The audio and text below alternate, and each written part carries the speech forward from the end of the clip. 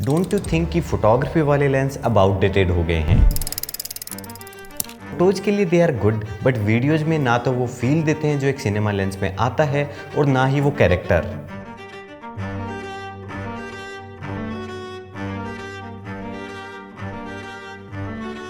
अगर camera technology की बात करें तो सोनी ZV-1 जैसे छोटे कैमरा में 4K 120 आ गया है, बट अगर लेंस की बात करें तो वीडियोज के लिए आज भी हम वो पुराने फोटोग्राफी वाले लेंस ही यूज कर रहे हैं। अब ऐसा नहीं है कि ये लेंस मार्केट में पहले नहीं आए। हॉलीवुड, बॉलीवुड और बड़े प्रोडक्शन में ये लेंस काफ़ी टाइम से यूज हो रहे थे, बट द इश्यू इज़ कि ये लेंस एक तो काफ़ी ज़्यादा हैवी होते थे, दूसरा काफ़ी ज़्यादा कॉस्टली होते थे, तो नॉर्मल यूज़र इन्हें यूज़ नहीं कर पाता था। But now things change. नई कंपनीज ट्राई कर रही हैं कि कैसे क्वालिटी को कॉम्प्रोमाइज़ किए बिना इन लेंस को लाइट वेट और अफोर्डेबल बनाया जा सके, और उसका ही एक परफेक्ट एग्जाम्पल है ये टाइपो का सिमेरा सी लेंस।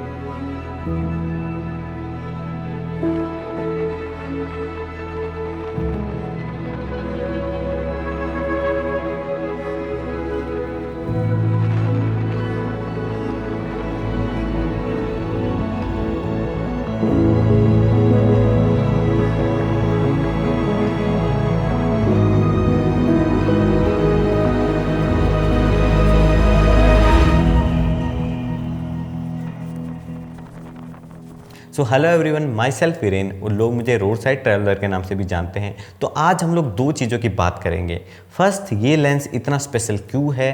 सेकंड, ये लेंस फोटोग्राफी लेंस से कितना डिफरेंट है।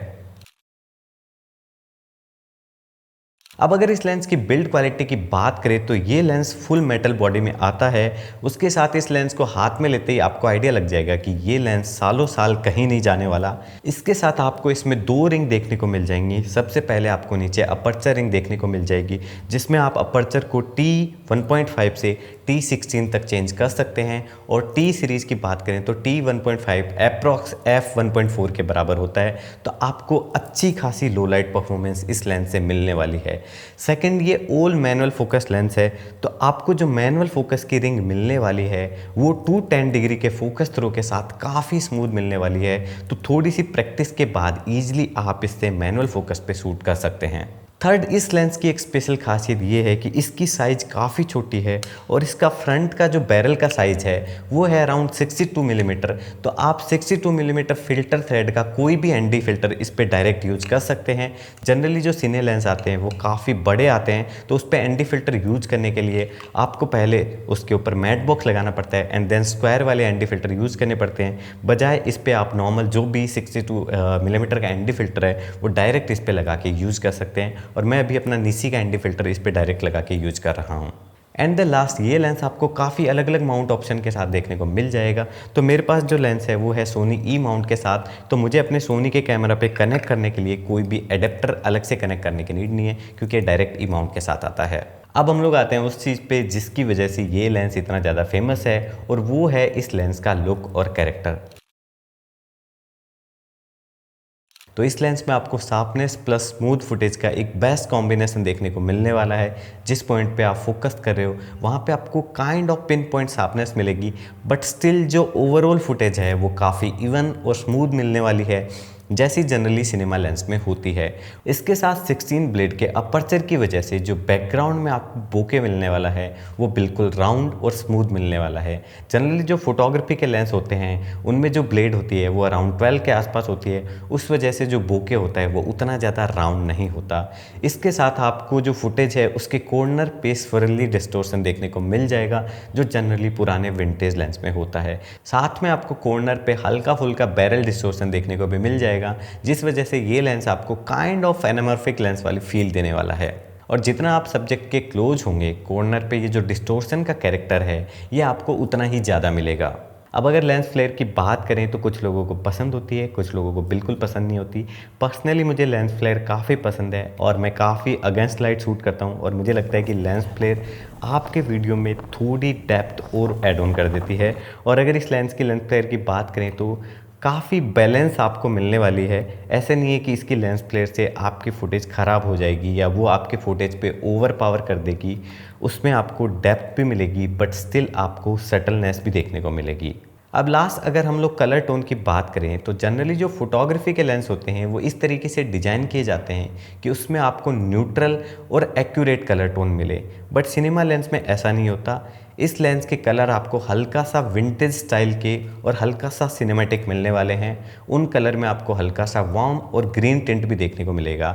उसके साथ जो इस लेंस से आपको स्किन टोन मिलने वाली है वो मे बी एक्यूरेट भले ही ना हो, बट वो आपको काफ़ी स्मूथ और सिनेमैटिक स्टाइल की मिलने वाली है। और आई थिंक नॉर्मल लेंस की बजाय इस लेंस की स्किन टोन को आप लोग ज़्यादा प्रेफर करोगे। तो अगर आप लोग कलर ग्रेडिंग नहीं भी करते हो तो आपको अच्छे खासे कलर इस लेंस से डायरेक्टली देखने को मिल जाएंगे। अब अगर ओवरऑल हम लोग इस लेंस की बात करें तो आपने अगर कभी पुराने विंटेज लेंस यूज किए हैं तो आपको पता होगा कि उनमें आपको कैरेक्टर तो बहुत अच्छा खासा देखने को मिल जाएगा, बट आपको उसमें काफ़ी कम शार्पनेस मिलती है, क्योंकि एक तो ये लेंस बहुत ज़्यादा पुराने हो जाते हैं और काफ़ी टाइम तक यूज़ करने के बाद उनकी शार्पनेस कम हो जाती है। वहीं अगर इस लेंस की बात करें तो आपको सेम इसमें वही विंटेज कैरेक्टर और विंटेज एस्थेटिक देखने को मिलेंगे, वो भी मॉडर्न शार्पनेस और मॉडर्न परफॉर्मेंस के साथ। तो ये lens kind of perfect balance है vintage aesthetic plus modern sharpness का। तो ये लेंस फोटोग्राफी लेंस से इतना ज़्यादा डिफरेंट क्यों है, ये दिखाने के लिए मैंने इसे कंपेयर किया है सेम ही अपर्चर के सिग्मा के 1.4 लेंस के साथ। उसके साथ मैंने स्टैंडर्ड पे दोनों लेंस को सेम कैमरा सेटिंग पे यूज किया है और आप नेक्स्ट कुछ फुटेज में देख सकते हो कि दोनों लेंस के कैरेक्टर में कितना ज़्यादा डिफरेंस है।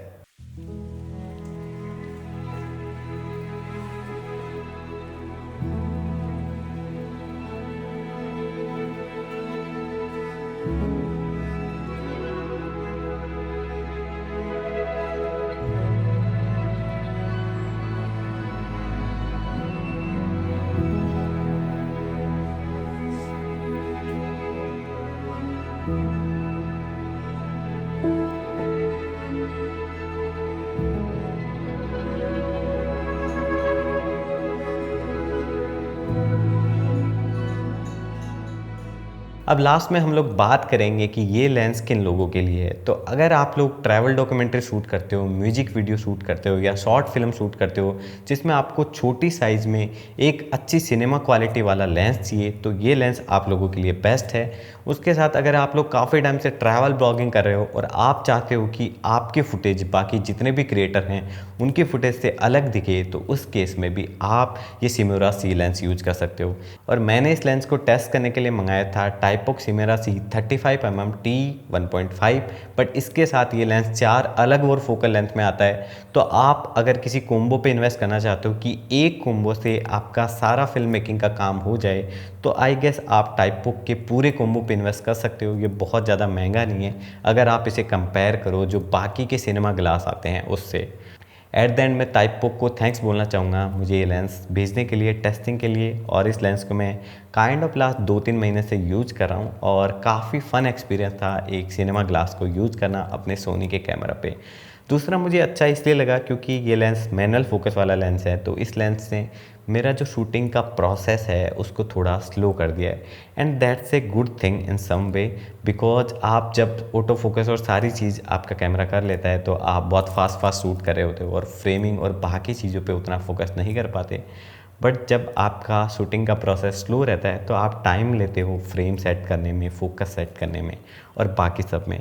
तो I really like this lens, और अगर आप लोग चाहो तो आप भी ऐसे ही एक सिनेमा लेंस पे इन्वेस्ट कर सकते हो।